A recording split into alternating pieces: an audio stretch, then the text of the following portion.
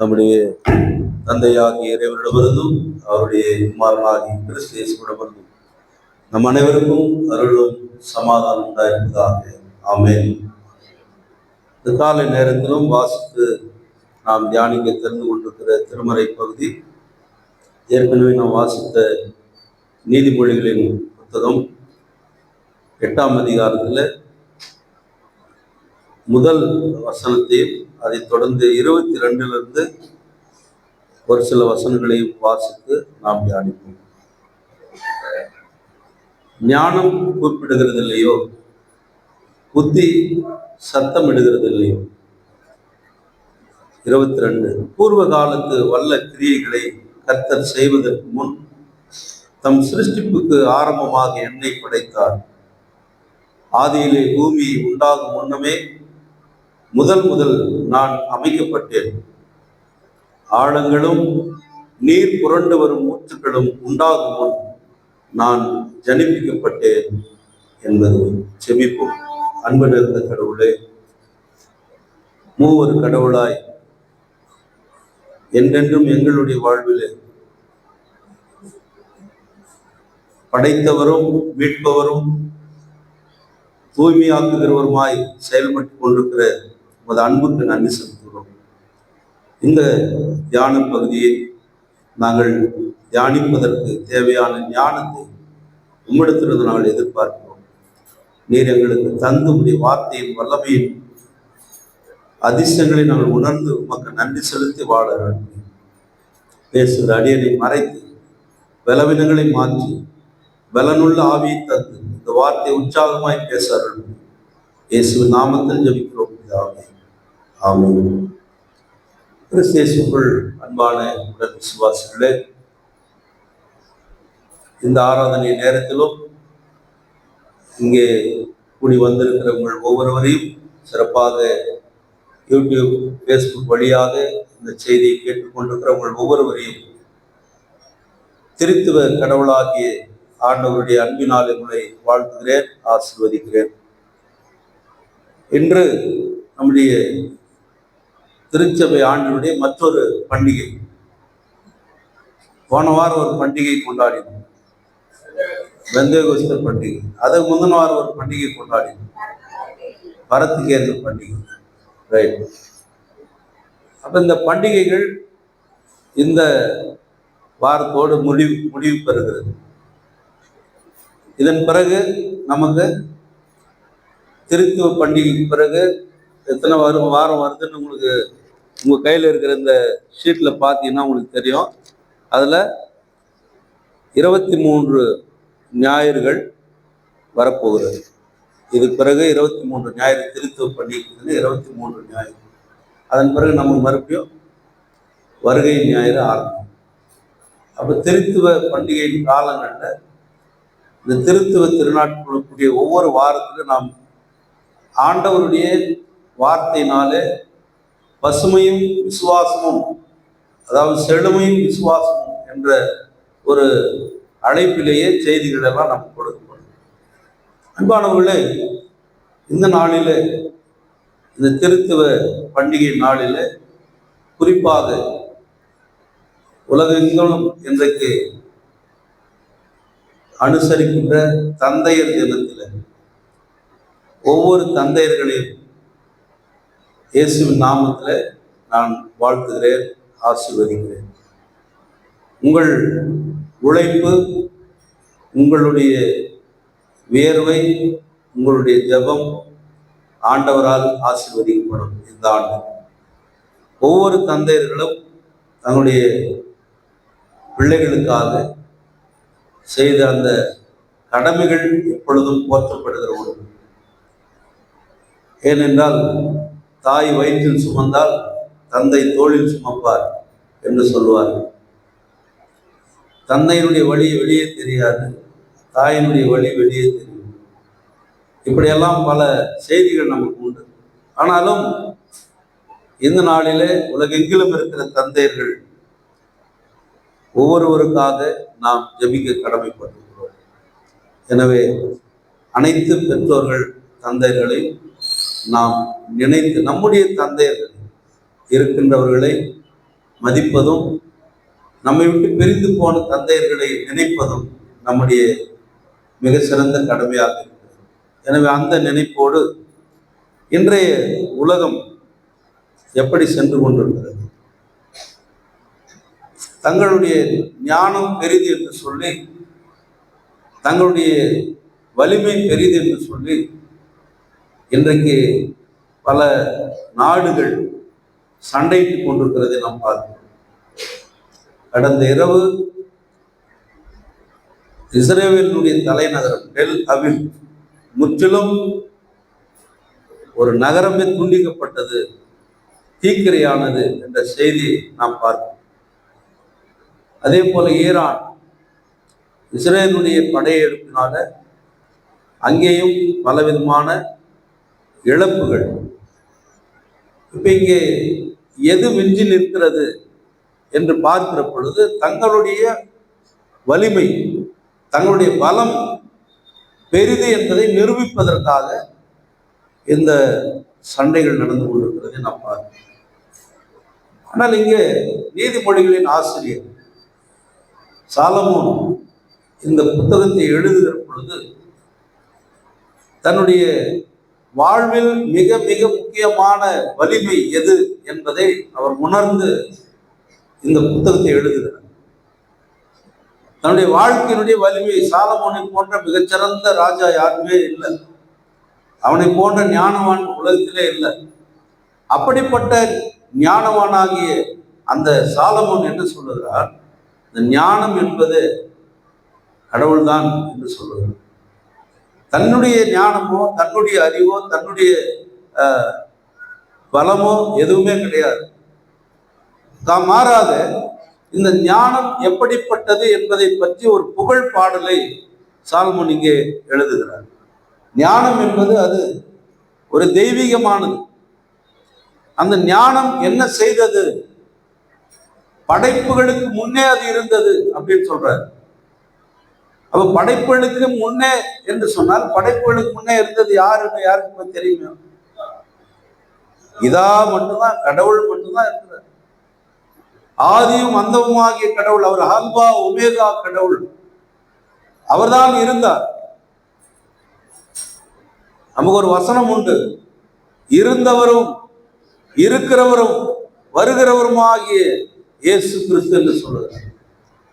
அப்ப இந்த திருத்துவ கடவுளுடைய கோட்பாடை ஞானம் என்கின்ற ஒரு தலைப்பில உள்ளடக்கி சாலமோன் பேசுகிறதை நாம் பார்க்கிறோம். நம்முடைய மனித வாழ்வினுடைய நீதிக்கும் அற வாழ்வுக்கும் அடிப்படையா இருப்பது கடவுளுடைய ஞானம் தான். ஒரு மனிதன் உண்மை உள்ள வாழ்க்கையோ அல்லது நல்வாழ்க்கையோ அல்லது நீதி நிறைந்த வாழ்க்கை வாழ்கிறான் என்று சொன்னால் அது அவனுடைய சொந்த ஞானத்தினாலே விளைகின்ற ஒன்று அல்ல, அது இறை ஞானத்தினாலே வருகின்ற ஒன்று. இந்த ஞானம்தான், ஆதியிலே இருந்த அந்த ஞானம்தான் மனு உருவேற்று இயேசு கிறிஸ்துவாக இந்த உலகத்திற்கு வெளிப்பட்டது. இந்த மனு உருவேற்கப்பட்ட இயேசு கிறிஸ்து தான், இந்த ஞானமாகிய ஞான கண்மலையாகிய இயேசு கிறிஸ்து தான் தன்னுடைய வாழ்க்கையிலே போதனைகளை செய்து மரணத்தை ஏற்று உயிர்த்தெழுந்து பரத்துக்கு ஏறி அவர் விட்டு சென்றிருக்கிற தூய ஆவியார் என்கின்ற ஒரு சகாயரை கொண்டு இன்றைக்கும் ஞானத்தோடு நம்மை வழிநடத்திக் கொண்டே இருக்கிறார். நம்முடைய லுத்ரன் விசுவாசம் என்ன? நமக்கு இருக்கிற விசுவாசம் என்ன? ஒரே கடவுள், ஒரே கடவுள், வேற கடவுள்கள் நமக்கு இல்லை. இஸ்ரேல் தேசத்தில் இருக்கிற மனிதன், அவனுடைய நம்பிக்கை என்ன? ஒரே கடவுள். ஈரானிலே இருக்கிற மனிதனுடைய நம்பிக்கை என்ன? ஒரே கடவுள். ரஷ்யாவிலே இருக்கிற மனிதனுடைய நம்பிக்கை என்ன? ஒரே கடவுள். உக்ரைனில் இருக்கிற மனிதனுடைய நம்பிக்கை என்ன? ஒரே கடவுள். ஆனால் அந்த ஓர் கடவுள் என்கின்ற அந்த அடைப்புக்குள்ளே இருக்கிற மனிதனுடைய வாழ்க்கை அந்த ஒரு கடவுளை விட்டு தன்னை கடவுளாக்கி கொள்ளுகிற ஒரு சூழல் தான் இன்றைக்கு உலகத்துல காணப்படுகிறது. அன்பானவர்களே, இங்கே கொலோசியர் 2ஆம் அதிகாரம் 3வது வசனத்திலே பவுல் சொல்லுகிற ஒரு வார்த்தை என்ன? அவருக்குள் ஞானம், அறிவு என்பவைகள், ஐஸ்வர்யங்கள் எல்லாம் மறைந்திருக்கிறது அப்படின்றார். யாருக்குள்ள? இயேசு கிறிஸ்துவை பற்றி சொல்லுகிறார். அப்ப இந்த இயேசு கிறிஸ்துவை கொண்டுதான், அவர் மூலமாய், அவருக்கென்று, அவராலே எல்லாம் படைக்கப்பட்டது என்று சொல்லுகிற பொழுது அங்கே திருத்துவ கடவுளுடைய வெளிப்பாடு அங்கே காணப்படுது. அன்புக்குரியவர்களே, இயேசு கிறிஸ்துவே வல்லமையும் தேவ ஞானமாக இருக்கிறார். அவர் கடவுள், அவரை நமக்கு ஞானமாக்கினார். அது மட்டுமல்ல, அதாவது நீதியும் பரிசுத்தமும் மீட்புமாக்கினார் என்று 1 கொரிந்தியர் 1ஆம் அதிகாரம் 22-25 வரை நாம் வாசிக்கிற அந்த பகுதியில் சொல்லுகிறார் பவுல். ஆகையினாலே அன்பானவர்களே, திருத்துவ கடவுளின் இந்த ரகசியத்தை ஞானம் என்கின்ற ஒரு சொல் நமக்கு வெளிப்படுத்துகிறதை நாம் பார்க்கிறோம். பழைய ஏற்பாட்டின் காலத்தில் இந்த ஞானத்தை பற்றி நமக்கு என்ன சொல்லுகிறது? கடவுளுக்கு பயப்படுகிற பயம்தான் ஞானத்தினுடைய ஆரம்பம். 110ஆம் சங்கீதத்துல நான் வாசிக்கிறேன், 111:10, அதை தொடர்ந்து நீதிமொழிகள் 1:17, மீகா 6:9 இந்த வசனங்கள் எல்லாம் நீங்க வாசித்து பார்ப்பீர்கள் சொன்னால், அங்கே கடவுளுடைய அந்த ஞானம், கர்த்தருக்கு பயப்படுவதுதான் அது ஆரம்பிக்கிறது என்பதை வெளிப்படுத்துகிறார். அப்படியானால் ஞானம் அனைவரையும் அழைக்கிறது. எதற்கு அழைக்கிறது? இந்த ஞானத்தை நீங்க பெற்றுங்க, வாங்க. அது எங்கெல்லாம் கூவி அழைக்கிறதுன்னு சொல்றாரு. வெளியருக்கு மேடை போட்டு, பாதைகள் சந்திக்கும் இடம், ஊர் வாசல் ஓரத்துல, பட்டணத்தின் முகப்புல, வாசல் நடையில அது கூவி நின்று, மனுஷரே உங்களை கூப்பிடுகிறேன், இந்த ஞானத்தை பெற்றுக்கொள்ளுங்கள் என்று அதை அழைக்கிறதை நாம் பார்க்கிற காரணம், ஒவ்வொரு மனிதனுக்கும் இந்த ஞானம் அவசியமாக இருக்கிறது என்பதை அவர் வெளிப்படுத்துகிறார். அது அவசியமானது மட்டுமல்ல, அந்த ஞானம் கடவுளை அறியவும், கடவுளுடைய மீட்பை பெறவும், கடவுளுடைய பரிசுத்தத்தை கையாளவும் நமக்கு வழி செய்கிறது. அவ கர்த்தருக்கு பயப்படுவதால் கிடைக்கிற அந்த ஞானம் எப்படிப்பட்டதுன்னு சொல்றாரு? அது பவளத்திலும் மேன்மையானது, பசும்பொன்மை பார்க்கிலும் மேன்மையானதுன்னு சொல்றாரு. பவளமும் பசும்பொன்னும் எவ்வளவு விலை உயர்ந்தது, அதை விட மேலானது இந்த இறைவனுடைய ஞானம் என்பதை பற்றி சொல்லுகிறார். ஆகையினால நீங்க வாங்க, இந்த ஞானத்தை உங்களுக்கு தர, இதை அசட்டை கொண்டாதீங்கன்னு சொல்றாரு. காரணம் என்ன? அதை அடைகிறவர்கள் ஜீவனை பெறுகிறார்கள், அதை அடையாதவர்கள் ஜீவனை இழந்து போகிறார்கள். அவன் கடவுள் தான் என்னுடைய ஞானம். இந்த ஞானம் கிறிஸ்து வழியாய் நமக்கு கொடுக்கப்பட்டது. கிறிஸ்து இல்லாத சூழ்நிலையில தூய ஆவியானவரை கொண்டு அதன் வழியாய் நம்மை அவர் நடத்தி கொண்டே இருக்கிறார். உலக ஞானம் இருக்கிறது, இல்லைன்னு சொல்ல முடியாது. உலக ஞானம் இருக்கிறது. பறவையை கண்டான், ஒரு விமானத்தை படைத்தான் அப்படின்னு சொல்றான். ஆனால் அந்த விமானம் மனிதனுடைய கைக்குள் அடங்கி இருக்கிறதா? அது ஒரு ஆச்சரியம் நமக்கு. தரையிலே போய் கொண்டிருக்கிற ஒரு விமானம் டக்குன்னு அப்படி டேக்கப் ஆகி மேலே போகுது. ஆனா சில விஷயங்களை நாம் பார்க்கிற பொழுது, 2 நாளைக்கு முன்னால் நடந்த நிகழ்ச்சி நமக்கு தெரியும். ஏறக்குறைய அதுல ஒரு 276 பேர் இறந்து போயிருக்கிறாங்க. மனிதனுடைய கைக்குள் எதுவுமே இல்லை.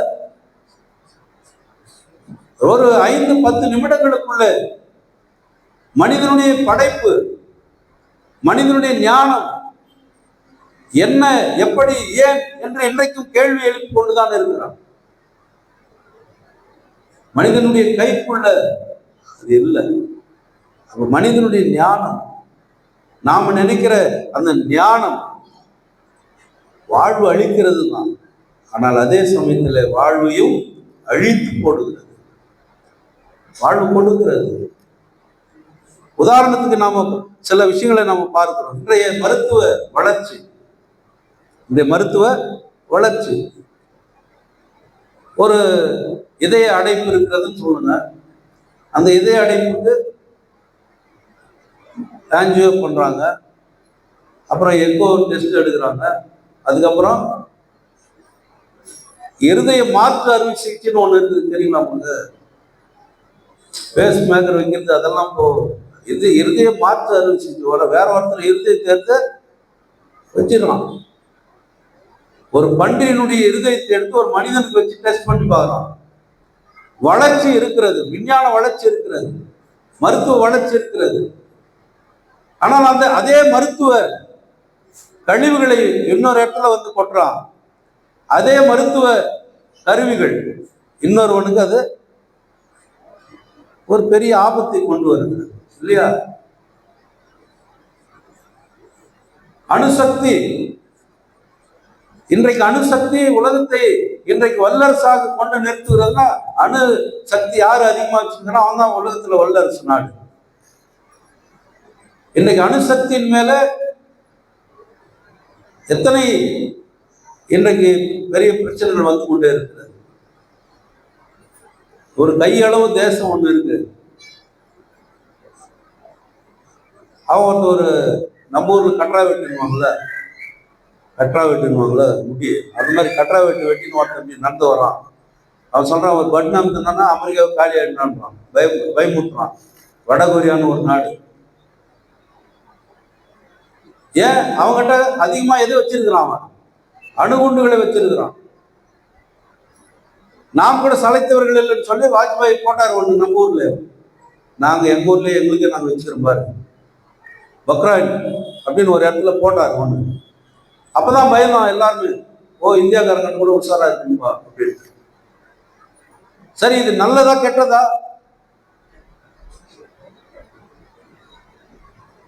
பெருமை பீத்திக்கலாம். என்கிட்ட 100 அணுகுண்டு இருக்குது, 200 அணுகுண்டு இருக்குது. ஆனா என்ன நடக்கும்? அழிவுதான். என்னுடைய சந்ததிக்கு தண்ணீர் கிடைக்காதுங்க, என்னுடைய சந்ததிக்கு புல் பூண்டு எதுன்னு தெரியாதுங்க, என்னுடைய சந்ததிக்கு கரும்பு என்னன்னு தெரியாது போயிடுங்க, என்னுடைய சந்ததிக்கு நெல் விதை என்னன்னு தெரியாது போயிடும். இன்னைக்கு ஈரான்ல தூக்கி போடுறாங்க, என்ன நடக்கும் அங்க? இஸ்ரேல் டெல்லவில் தீக்கிரையாய் கொண்டே இருக்கிறது. இப்ப கூட நீங்க எடுத்து லைவ்ல போட்டு பாத்தீங்கன்னா தெரியும், விழுந்துனே இருக்குது, குண்டுகள் விழுந்துனே இருக்குது. மக்கள் பதறி அடித்து ஓடிக்கொண்டிருக்கிறான். பதுங்கு குழிகள்ல போய் பயந்து ஒளிந்து கொள்ளுகிறான். அரசாங்கமே சொல்றவர்களே நீ வெளியே வராது, போய் பதுங்கு குழியில் வாழு அப்படின்னு. அப்ப மனிதனுடைய ஞானம் வாழ்க்கையை கொடுப்பதற்கு பதிலாக அது மனிதனுடைய வாழ்க்கையை அழித்து கொண்டிருக்கிறது என்பதுதானே உண்மை. ஆனால் கடவுளுடைய ஞானம் அப்படிப்பட்டது இல்லையே. கடவுளுடைய ஞானம் என்பது அது மாசற்றது, அது அன்பினால் கட்டப்பட்டது, அது இரக்கம் நிறைந்தது. அந்த ஞானத்தை எடுத்துக்கொள்ளுகிறவர் உலகத்துல வாழ்வு பெறுகிறான். நீதிமொழிகளின் ஆசிரியர் அதை அருமையா உணர்ந்தவராக இந்த பாடலை அவர் அழகாக எழுதுகிறார். ஒன்னல்ல, ஒரு ராஜா கிட்ட ஒரு அம்மா வந்துச்சு. 2 பெண்கள் வந்தாங்க. 2 பெண்கள் வந்து ஒரு முறையிடுறாங்க, ஐயா நாங்க 2 பேரும் ஒரே வீட்டுல இருக்கோம், ஒரே ரூம்ல பார்த்துக்கிறோம், எங்க 2 பேருக்கும் குழந்தை பிறந்துச்சு. எங்க குழந்தை, ஒரு குழந்தை நாங்க திரும்பி படுக்கும் போது ஒரு குழந்தை செத்துக்குது, ஒரு குழந்தை உயிரோடு. 2 பெண்களும் சொல்றாங்க இந்த குழந்தை எழுதுதான். ராஜா உட்காந்து கேட்டுக்கிறார், சொல்லுங்கம்மா சொல்லுங்கம்மா.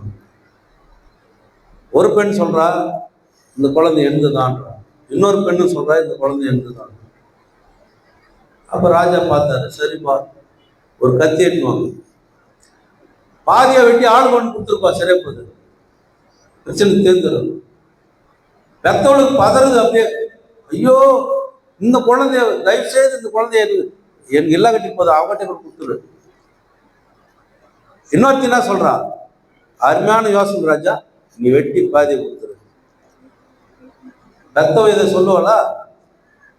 ராஜா பார்த்தா அந்த குழந்தைய தூக்கிட்டு இந்த அம்மா கட்டு போடுறான். இந்த விஷயம் அந்த ஊர்ல எல்லாருக்கும் தெரியுது.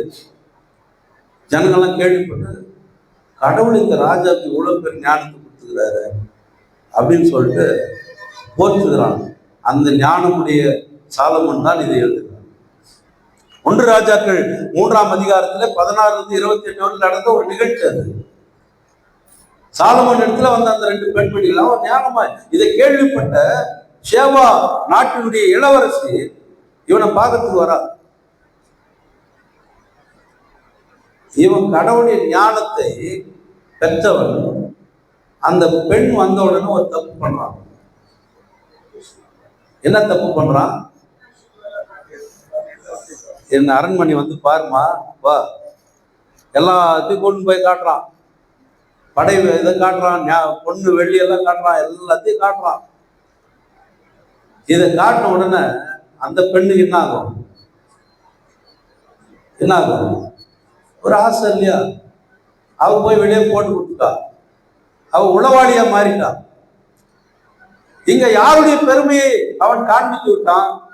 தன்னுடைய பெருமையை காண்பித்து விட்டான். ஆனால் அந்த பெருமைக்குரியவர் இறைவன் தான் என்பதை இந்த இடத்துல அவன் பாடலாய் எழுதுகிற பொழுது, இந்த ஞானம் படைப்பிலே இருந்தது,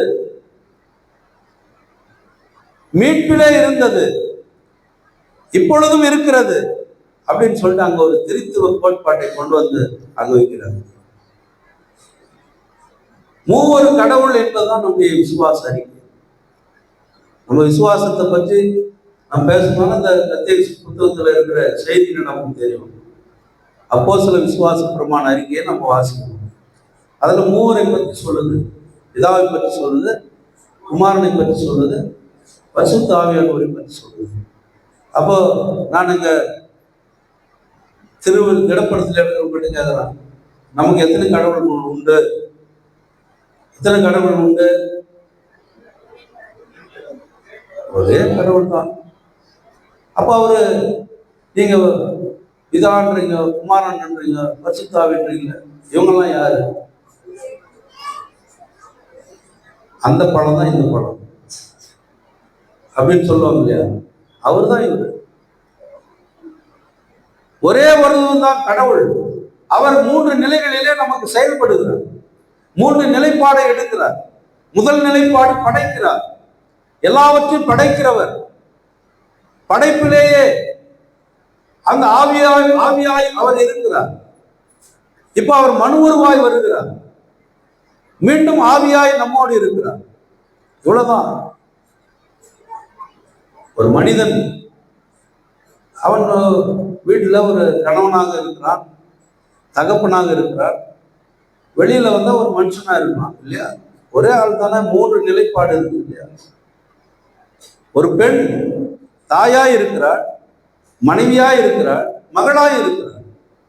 3 நிலைப்பாடு இருக்கிறது இல்லையா? குடிக்கிற தண்ணி எடுத்துங்களா, அந்த தண்ணி நம்ம சாதாரணமா வச்சுட்டா அது ஒரு டம்ளர்ல இருக்கு. அதே கொஞ்சம் ஃப்ரீசர்ல வச்சுட்டோம்னா அந்த திரவம் திடப்பொருளாய் மாறிடுது. அதையே கொஞ்சம் வந்து வெளியே வெயில வச்சு சூடு பண்ணா அது திரவ பொருளா மாறிடுது, ஆவியா மாறிடுது. அப்போ ஒரு தண்ணி தான் திரவம், திடப்பொருள், ஆவி, 3 நிலைப்பாடு வருது. அது போலதான் கடவுள். படைப்பிலே இருக்கிற கடவுள், மனு உருவாய் வந்த கடவுள், பரிசுத்த ஆவியாய் இருக்கிற கடவுள், நம்முள் ஞானமாய் உறைந்திருக்கிற கடவுள், இன்றைக்கும் நம்மை வழிநடத்திக் கொண்டிருக்கிற கடவுள், பாவத்தினால் அக்கிரமத்தினால் விழுந்து போன மனிதனை மீட்டெடுக்கும்படியாய் வந்த கடவுள் இன்றைக்கும் நம்மளே செயல்பட்டு கொண்டிருக்கிறார். அதுதான் அவருடைய ஞானம்.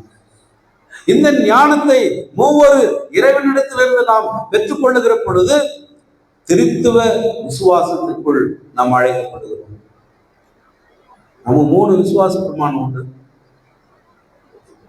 3 விசுவாச பிரமாணம் உண்டு. என்னென்ன விசுவாச பிரமாணம் தெரியுமா? அப்போஸ்தல விசுவாச பிரமாணம், நீசையா விசுவாச பிரமாணம், தராசியஸ் விசுவாச பிரமாணம். 3 விசுவாச பிரமாணம் எதை சொல்லுது? 3 இதான் சொல்லுது. ஒண்ணுதான் சொல்லுது, இதா. இப்ப கடவுள் யார் என்ற கேள்விக்கு மார்ட்டின் லூத்தர் சாஸ்திரி என்ன அழகான ஒரு பதிலை எழுதுகிறார் பாருங்க. சும்மா ஒரு ஒரு குறிப்பு உங்களுக்கு சொல்றாங்க.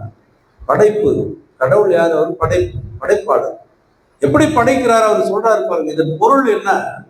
அவர் எழுதுறாரு, கடவுள் என்னையும் சகல உயிரினங்களையும் உண்டாக்கி எனக்கு சரீரத்தையும் ஆத்மாவையும் கண் காது முதலான சகல அவயவங்களையும் புத்தியையும் சகல திறமைகளையும் அளித்து இன்று வரைக்கும் காத்து நடத்தி வருகிறார் என்று நான் என்ன செய்யணும்? அது மட்டும் இல்லை, சொல்றாரு, என் சரீரத்திற்கும் என் ஜீவனுக்கும் வேண்டிய சகல ஆதாரமாகிய அன்ன வஸ்திரம், பிழைப்பு தொழில், மனைவி, பிள்ளை, வீடு, வாசல், ஆடு, மாடு, நிலம் முதலிய சகல ஆஸ்திகளையும் அவர் எனக்கு கட்டளையிட்டு என்னை மறைத்து சகல பொல்லாமும் தற்காத்து ரட்சித்து வருகிறார் என்று நான் விசுவாசம். அவர் இவை எல்லாவற்றையும் பிதாவுடையவான கிருபா சொன்னார். பிதா என்கின்ற ஸ்தானத்துல அவர் எந்த தயவும் புண்ணியமும் இல்லாத எனக்கு அதை அவர் என்ன செய்திருக்கிறார்? தந்திருக்கிறார். பிதா. அப்ப தந்தையாகிய கடவுள்னு நம்ம சாதாரணமா சொல்றோம். அவர் எவ்வளவு வேலை செய்திருக்கிறார் பாருங்க. எல்லாவற்றையும் எனக்கு இருக்கிற எல்லாமே யாருக்கு தான்? பிதா கொடுத்ததுதான். என்னை படைத்தவர், உருவாக்கினவர், இன்று வரை நான் குடிப்பதற்கு தண்ணீர் கொடுக்கிறவர் எல்லாமே அவர் தான். நான் சுவாசிக்கிற காத்து அவர். சரி, அவரு போயிட்டாரு. திருத்துவத்தின் முதல் ஆள் அவர். இரண்டாவது ஆள் என்ன பண்ணியிருக்கிறாரு? அவர் சொல்றாரு பாருங்க, இயேசு கிறிஸ்து இரண்டாவதாக அவர் நமக்காக அவர் செய்த காரியங்கள் என்ன? மீட்பு. குமாரன் மீட்பு செய்தார். என்ன செய்தார்? அவர் சொல்றாரு, பிதாவிடத்திலிருந்து அனாதியை பிறந்த மெய்யான தேவன், கன்னி மரியாதைக்கு பிறந்த மெய்யான மனிதன், கெட்டு போய் சமீபப்பட்ட என்னை அவர் பொன்னினாலும் அல்ல வெளியினாலும் அல்ல,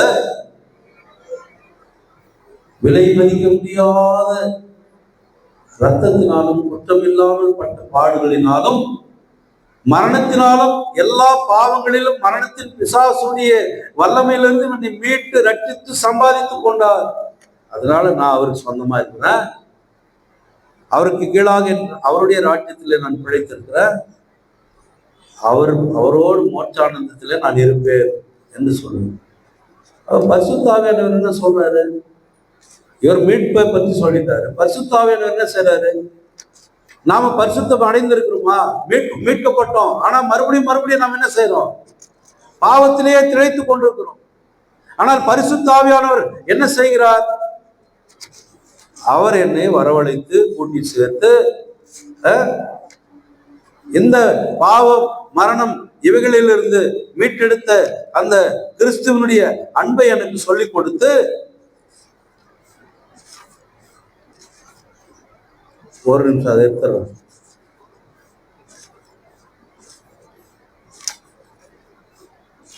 இதை ஏன் நான் படிச்சு கொண்டிருக்கிறேன்னு சொன்னா, நீங்க திடப்படுத்தலாம், நீங்க படிச்சிருப்பீங்க, மறந்துருப்பீங்க. அதனால தான் உங்களுக்கு ஞாபகம். பரிசுத்த ஆவியானவர் என்ன சொல்றாரு? நான் என் சுய புத்தினால், என் பலத்தினால், என் சொந்த புத்தியிலையும் என் சொந்த பலத்திலையும் என் கர்த்தராகிய இயேசுவை நான் அண்டி சேரவும் விசுவாசிக்க முடியாது. ஆகினாலே அவர் பரிசுத்த ஆவியானவரை கொண்டு சுவிசேஷத்தினாலே என்னை வரவழைத்து தம்முடைய வரங்களால் என்னை பிரகாசிப்பித்து, இப்ப நம்ம என்னன்னு சொல்றோம்? எல்லாம் என்னால வந்தது, நான் தான் அப்படின்னு சொல்றோம். ஆனால் அவர் என்ன சொல்றாரு? இந்த ஞானமே உனக்கு நான் தான் கொடுத்தேன்றார். பரிசுத்த ஆவியானவரை கொண்டு வரங்களினால் என்னை பிரகாசித்து மெய்யான விசுவாசத்தினால் என்னை பரிசுத்தமாக்கி காப்பாற்றி வருகிறார். இப்படியே அவர் பூமியில் உள்ள எல்லா திருச்சபைகளையும்,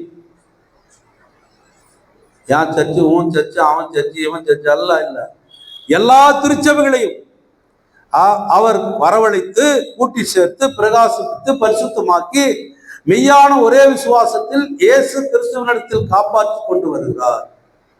எப்போ? இதனால தினந்தோறும் என்னை காப்பாற்றி வருகிறார். தினந்தோறும் என் பாவத்திலிருந்து என்னை மன்னித்து, தினந்தோறும் என்னை மன்னிக்கிறார். தினந்தோறும் என் பாவத்தை மன்னிக்கிறார். நாம 3 மாசத்துக்கு ஒரு முறை 6 மாசத்துக்கு ஒரு முறை மன்னிக்கிறோம். சில நேரத்தில் மன்னிக்காதே கூட போறோம். நான் சாகர வேலையும் உன்னை மன்னிக்கவே மாட்டேன்னு சொல்றோம். ஆனா நீ மன்னிப்பு பெற்றுக்கொள்ள இல்லையா? அப்ப பரிசுத்த ஆவியானவர் என்ன நித்திய ஜீவனுக்கு என்னை வழியெடுத்து கொண்டே இருக்கிறார். பிரியமானவர்களே, இந்த திருத்துவ கடவுளுடைய அன்பு ஞானமாய் கிறிஸ்துவின் வழியாய் நமக்கு வெளிப்பட்டது. அப்ப நம்ம கிறிஸ்துவை கொண்டுதான் பிதாவை அண்டி சேர முடியும், பரிசுத்த ஆவியானவர் பெற்றுக்கொள்ள முடியும். அதுதான் நம்முடைய மையம். இயேசு கிறிஸ்துவை அல்லாமல் வேறு ஒருவரான இந்த பூமியில ரட்சிப்பு இல்லை. அப்ப இந்த ரட்சிப்பு வந்தால்தான் இந்த ரட்சிப்பை கொடுத்த கடவுளுடைய அன்பை நமக்கு விளங்க பண்ணுகிறது. இந்த ரட்சிப்பை பெறுவதனாலே பரிசுத்த ஆவியானுடைய அன்பை நாம் விளங்க பண்ணுகிறோம். பவுலுடைய அந்த வாழ்த்துதல் பவுல் சொல்லுகிறார். நம்ம மாலை ஆராதனையில சொல்றோம், ஆண்டவராகிய இயேசு கிறிஸ்துடைய கிருபை, பிதாவாகிய கடவுளின் அன்பு, பரிசுத்த ஆவியானவருடைய ஐக்கியம். பாருங்க, அன்பு, கிருபை, ஐக்கியம், இது மூன்றும் திருத்துவ கடவுளிலிருந்து நமக்கு வருகிறது. இந்த அன்பையும் இந்த கிருபையையும் இந்த பரிசுத்த ஆவியானுடைய அந்த வரவழைப்பின் ஐக்கியத்தையும் நாம் நம்முடைய குடும்பங்களிலும் நம்முடைய சபைகளிலும் நம்முடைய சமுதாயத்திலும் நாம் அதை அபியாசப்படுத்த வேண்டியவர்களாயிருக்கிறோம். காரணம் என்ன? நாம் அவருடைய பிள்ளைகள், அவரால் படைக்கப்பட்டவர்கள், அவரால் மீட்கப்பட்டவர்கள், அவரால் பரிசுத்தமாக்கப்பட்டவர்கள். இதை நாம் எப்பொழுதும் நம்முடைய சிந்தையில நாம் வெளிப்படுத்திக் கொள்ள வேண்டும். இதை அதிகமா படைப்பின் வரலாறு நமக்கு சொல்லுகிறது. ஆதியாகமத்துல அவர் எப்படியெல்லாம் படைத்தார். மீட்பை பற்றி இயேசு கிறிஸ்துவினுடைய வாழ்க்கை வரலாறு நமக்கு சொல்லுகிறது. தூய ஆவியானுடைய மீட்பின் வரலாற்றின் செயலை இன்றைக்கு இருக்கிற திருச்சபைகள் வழியாய் நமக்கு கடவுள் வெளிப்படுத்தி கொண்டே இருக்கிறார். ஆகினாலே பிரியமானவர்களே, உங்களுடைய வாழ்க்கையில இந்த திருத்துவ கடவுளில் வைக்கிற விசுவாசத்தை நீங்கள் பெருக்கிக் கொள்ள வேண்டியவர்களாக. அவர் என்னை படைத்தார். அப்ப இந்த உலக ஞானம் எனக்கு அவசியமில்லாதது. இந்த உலக ஞானம் எனக்கு வாழ்வுக்கு தேவைதான், ஆனால் அதே வாழ்வாக இருக்கக்கூடாது. எல்லாமே கடவுள் படைத்ததுதான். கடவுள் படைத்ததெல்லாம் இப்படி இருக்குதா? இப்போ கடவுள் படைத்தது எல்லாமே எப்படி இருக்குதா? ஒரு குழந்தை பிறந்த உடனே நீங்க நல்லா யோசிங்க, யார் மாதிரி இருக்கு குழந்தை?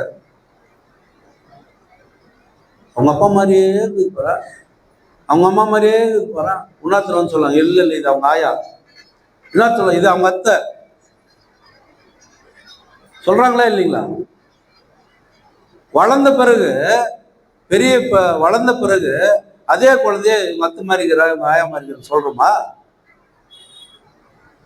சொல்றாங்களா? நீங்க சொல்லுங்க, சொல்றீங்களா? சின்ன வயசுல இருந்து அப்படியே மாற்றிக்கிறாங்க.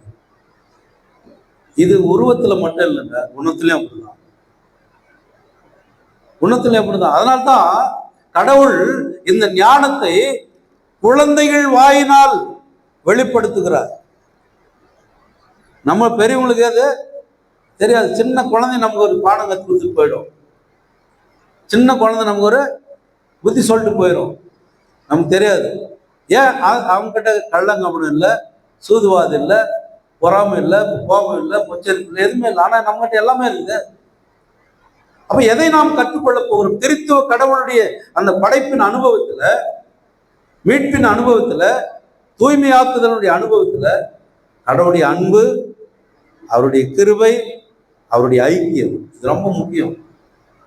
இதை பேசுகிறது, கேட்கிறது அது மட்டும் இல்லை, நம்முடைய வாழ்க்கையில செயல்படுத்துகிறது என்பது ரொம்ப முக்கியமாக இருக்கிறது. எனவே பிரியமானவர்களே, இங்கே கடவுள் பூர்வ காலத்தின் வல்ல செயல்களை கொண்டு கிறிஸ்துவின் வழியாக பரிசுத்த ஆவியானவர் வழியாக நமக்கு பாராட்டின அந்த கிருபை இரக்கத்தை நாம் நம்முடைய வாழ்க்கையில தொடர்ந்து பெற்றுக்கொண்டு திரியேக கடவுளில் வைக்கிற விசுவாசத்துல நாம் நிலைத்திருக்க தூய ஆவியானவர் நம்மை வழிநடத்தி காப்பாராக.